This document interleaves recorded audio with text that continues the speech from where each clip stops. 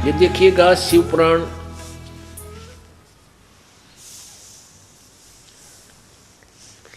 Gita press Gorakhpur से प्रकाशित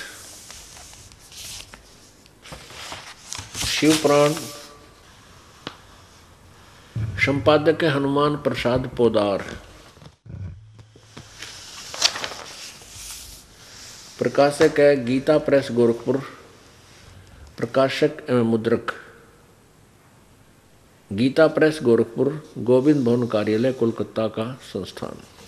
अब इसके 98वें पृष्ठ पर आपको दिखाते हैं। 98 से प्रारंभ होता है। यह रुद्र संहिता और संक्षिप्त शिवपुराण पृष्ठ 98। अब देखिएगा इसके नीचे अध्याय नंबर 5 यहाँ समाप्त होता है रुद्र संहिता का। अपने पुत्र नारद की यह बात सुनकर लोक पितामह ब्रह्मा वहाँ इस प्रकार बोले। अब रुद्र संहिता के 6ठे अध्याय में ये देखिएगा 99वें पृष्ठ पे ब्रह्मा जी ने कहा ब्रह्मन नारद से, देव श्रोमणे, तुम सदा समस्त जगत के उपकार में ही लगे रहते हो। तुमने लोगों के हित की कामना से बहुत उत्तम बात पूछी है। जिसमें समस्त चराचर जगत नष्ट हो गया था, सर्वत्र केवल अंधकार ही अंधकार था। न सूर्य दिखाई देते थे, न चंद्रमा, अन्य अन्य ग्रहों और नक्षत्रों का भी पता नहीं था। न दिन होता था न रात, अग्नि पृथ्वी वायु और जल की भी सत्ता नहीं थी। उस समय तत्सद ब्रह्म, इस श्रुति में जो सत्य सुना जाता है एकमात्र वही शेष था। अब प्रश्न नंबर 100 पे, क्योंकि हमने अपने काम की बातें पढ़नी है, जो हमें आसानी से समझ में आ जाए उनको लेना है, जो हमारा कंसेप्ट क्लियर हो जाए, हमारा काम सर जावे। ये देखिए, जिस परब्रह्म के विषय में ज्ञान और अज्ञान से आपस विकार कर रहे हैं, कुछ ज्ञान से कुछ अज्ञान से, यानी अटकल ला कर जो ज्ञान दिया जो सुना जाता है, उक्तियों द्वारा इस प्रकार ऊपर बताए अनुसार विकल्प किए जाते हैं। उसने कुछ काल के बाद द्वितीय की इच्छा प्रकट की। उसके भीतर एक से अनेक होने का संकल्प उदित हुआ। तब उस निराकार परमात्मा ने अपनी लीला शक्ति से अपने लिए मूर्ति यानी आकार की कल्पना की। मूर्ति माने आकार। जो मूर्ति रहित परब्रह्म है उसकी मूर्ति, यानी मूर्ति रहित माने निराकार, और कहते फिर वो साकार बन गया। वो क्या बना? उसकी साकार मूर्ति भगवान सदाशिव है।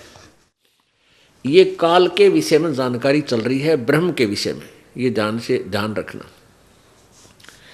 उसी को सदाशिव, अर्वाचीन और प्राचीन विद्वान उन्हीं को ईश्वर कहते हैं।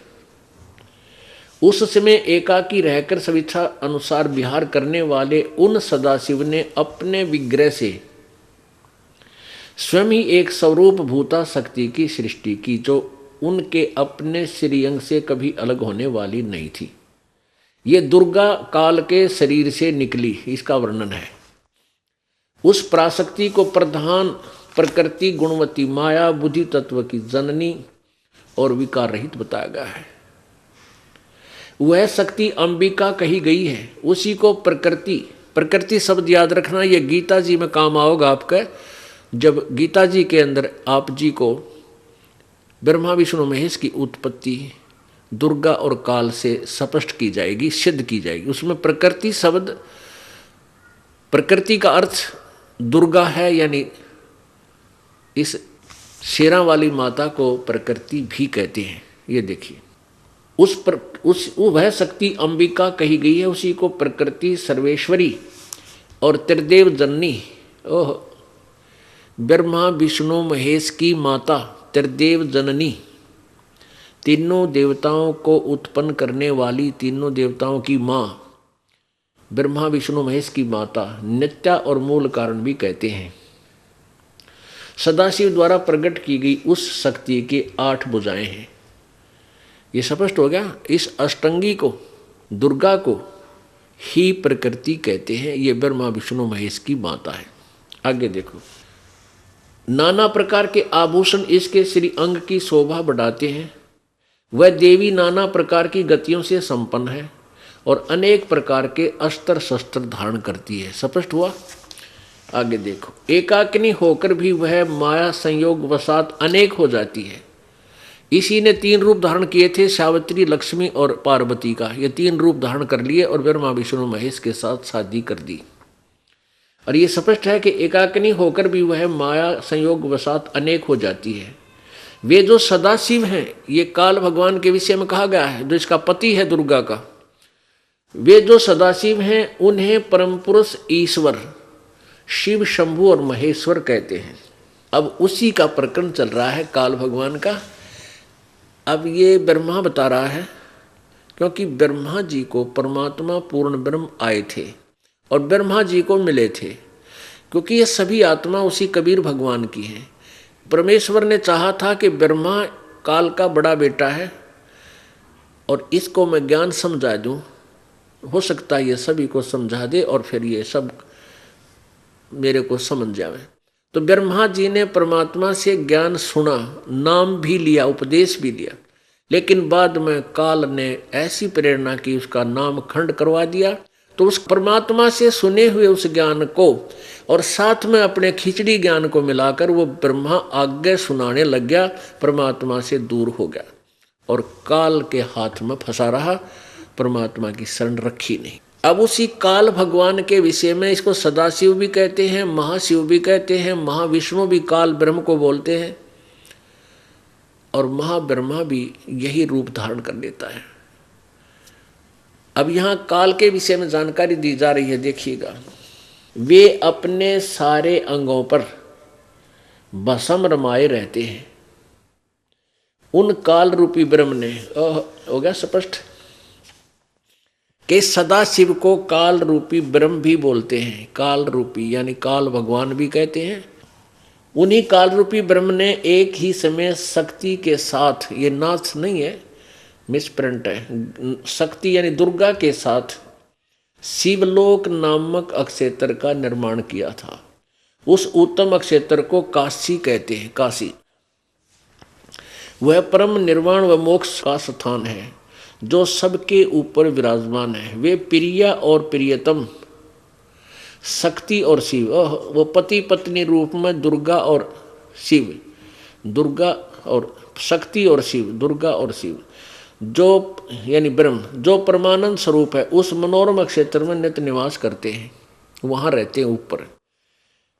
काशीपुरी परमानंद रूपणी है। मुने शिव और शिवा ने, इस काल और दुर्गा ने प्रलय काल में भी कभी उस क्षेत्र को अपने सानिध्य से मुक्त नहीं किया। अब क्या बताते हैं, देव से एक समय उस आनंद वन में यानी काशी में रमण करते हुए, मौज मस्ती मारते हुए शिवा और शिव के मन में यह इच्छा हुई कि किसी दूसरे पुरुष की सृष्टि करनी चाहिए, यानी कोई बालक पैदा करना चाहिए, जिस पर यह सृष्टि संचालन का महान भार रखकर हम दोनों केवल काशी में रहकर इच्छा अनुसार विचरें और निर्वाण धारण करें। ऐसा निश्चय करके शक्ति सहित सर्वव्यापी परमेश्वर शिव ने अपने वाम भाग के 10वें अंग पर अमृत मल दिया, यानी पति पत्नी व्यवहार किया उन्होंने। फिर तो वहां से एक पुरुष प्रकट हुआ, एक पुत्र उत्पन्न हो गया। उसका नाम के रखा 102 पृष्ठ पर रुद्र संहिता अध्याय नंबर 6 चल रहा है। शिव ने कहा, उस काल ने कहा, वत्स व्यापक होने के कारण तुम्हारा विष्णु नाम विख्यात हुआ। अब सिद्ध हो गया कि दुर्गा और काल से, प्रकृति और इस ब्रह्म से विष्णु का जन्म हुआ। ये इनके माता पिता हैं।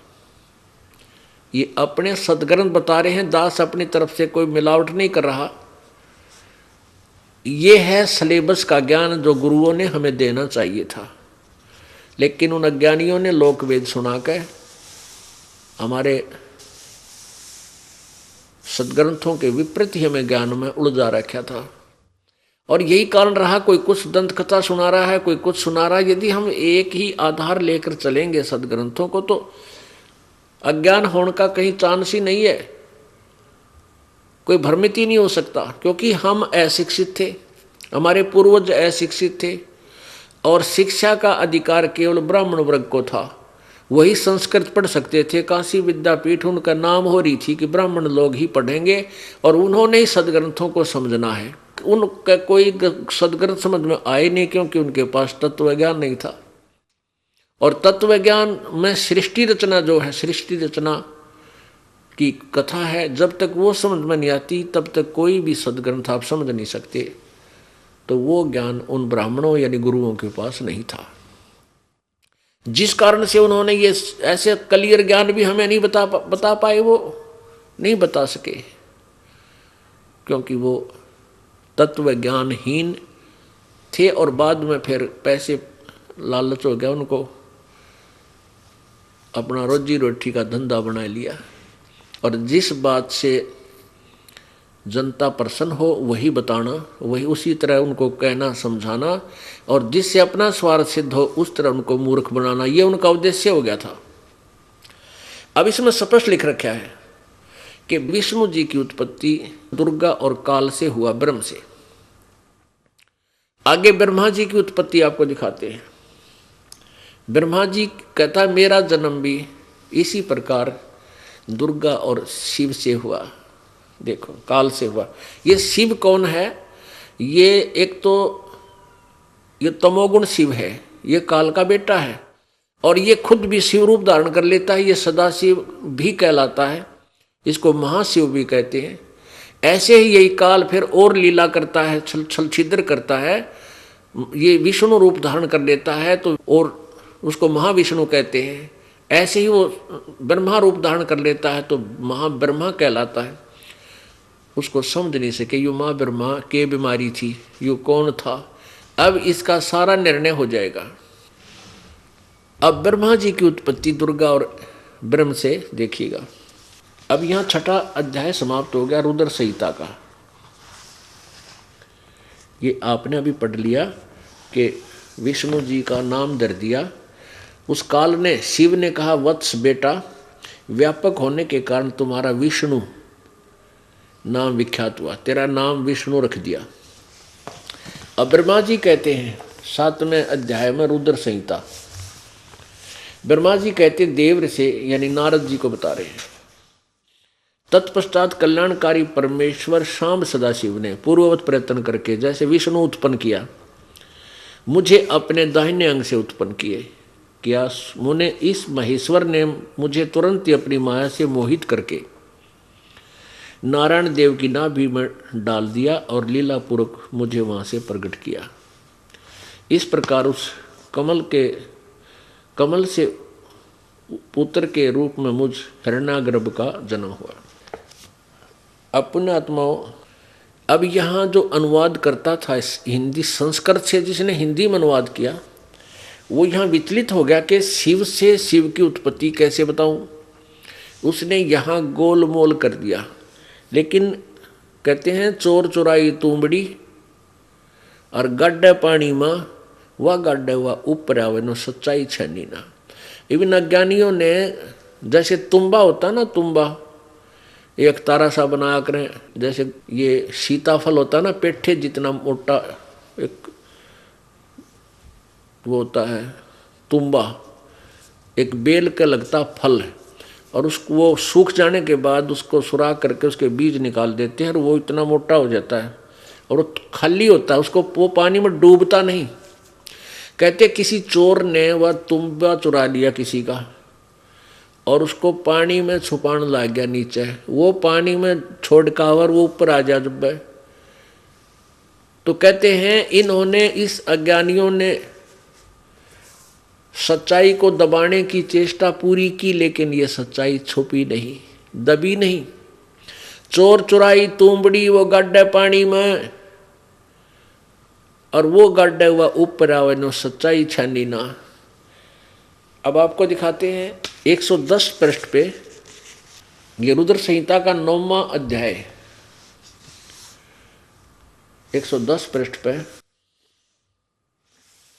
यहां है अध्याय 9, इसके लास्ट में, इस प्रकार ब्रह्मा विष्णु तथा रुद्र इन 3 देवताओं में गुण हैं। ये भी सिद्ध हो गया कि रजगुण ब्रह्मा, सतगुण विष्णु, तमगुण शिव, ये तीनों गुण युक्त है, परंतु शिव गुणातीत माने गए। इससे सिद्ध है कि ये कोई इन तीनों से न्यारा है और जो इनका पिता है। अब और क्लियर करते हैं इसी शिव पुराण के, और प्रश्न नंबर 25-26 पे आपको बिल्कुल क्लियर हो जाएगी यही कथा। ये देखो, ये है विद्वेश्वर संहिता, विद्वेश्वर संहिता, और प्रश्न नंबर 25 पे है।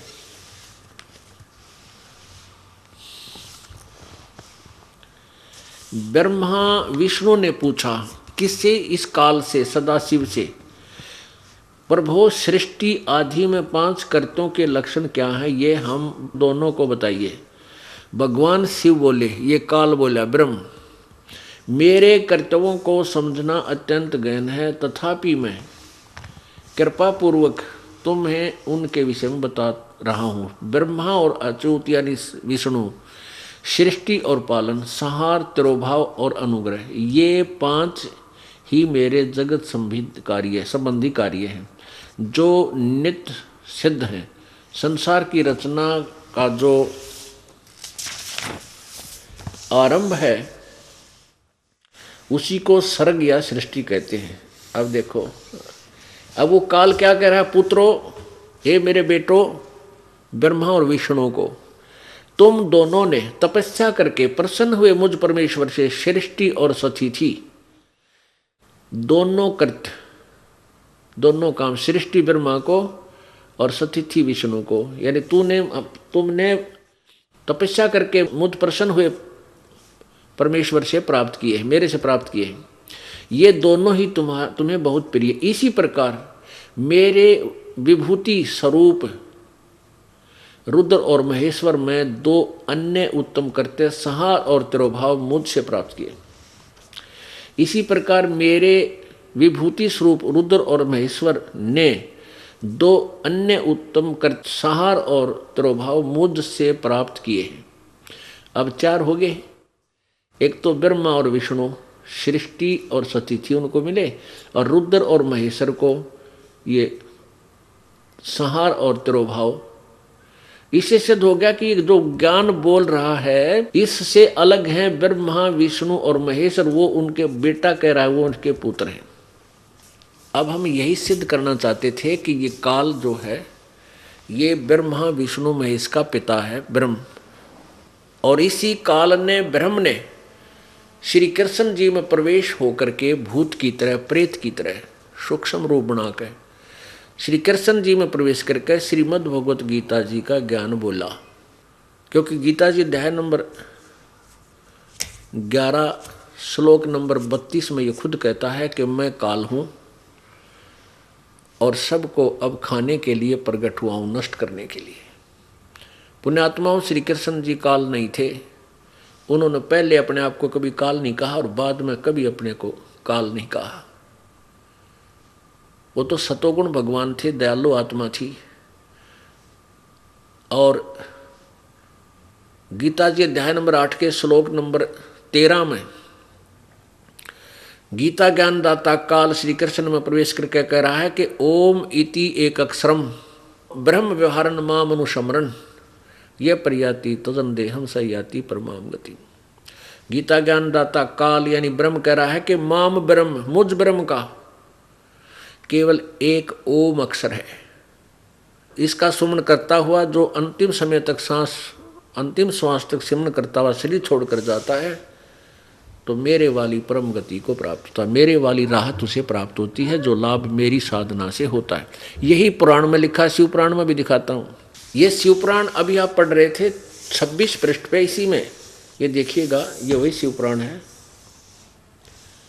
गीता प्रेस गोरखपुर से प्रकाशित है। इसी में अभी आप पढ़ रहे थे कि हे पुत्रों, ये प्रश्न नंबर 26 पे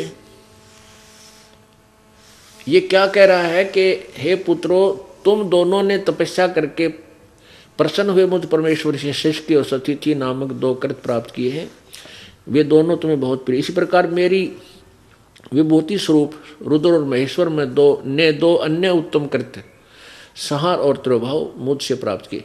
इससे सिद्ध है कि इन चारों से अलग है वो शिव पुराण का जो ज्ञान दे रहा। अब यहाँ क्या कहता है ये, मैंने पूर्व काल में अपने सर्वभूत मंत्र का उपदेश किया है जो ओंकार के रूप में प्रसिद्ध है। मेरा एक ओम नाम है, वह महामंगलकारी मंत्र है। सबसे पहले मेरे मुख से ओंकार ओम प्रकट हुआ जो मेरे स्वरूप का बोध कराने वाला है। ओंकार वाचक है और मैं वाच्य हूँ। यह मंत्र मेरा स्वरूप ही है। प्रतिदिन ओंकार का निरंतर स्मरण करने से मेरा ही सदा स्मरण होता है। अब यहाँ कहता है इन, ये ऊपर इसके सारे लिख रखे हैं, उत्तर का मुख पश्चिम का मुख ऐसे होने से इन सभी अवयवों से एकीभूत होकर वह परमण ओम नामक एक अक्षर हो जाता है। ओम एक अक्षर हो जाता है। अब देखना, अब यही गीता जी में लिखा है कि ओम इति एक अक्षरम ब्रह्म व्यवहारण माम अनुसमरण। माम ब्रह्म यानी मुझ ब्रह्म का केवल एक ओम मंत्र है। यहाँ देखना 53 पृष्ठ पे विद्वेश्वर संहिता, शिव पुराण विद्वेश्वर संहिता प्रश्न नंबर 53, परवण के 2 भेद बताए गए हैं, स्थूल और सूक्ष्म ओम के। एक अक्षर रूप जो ओम है उसे सूक्ष्म परवण जानना चाहिए। ओम जो सूक्ष्म, ओम एक अक्षर रूप है। यानी ये दास ये सिद्ध करना चाहता है कि गीता जी का ज्ञान भी इसी काल ने बोला था और इसका मंत्र ओम है। ये देखिए प्रश्न नंबर 105 रुद्र संहिता,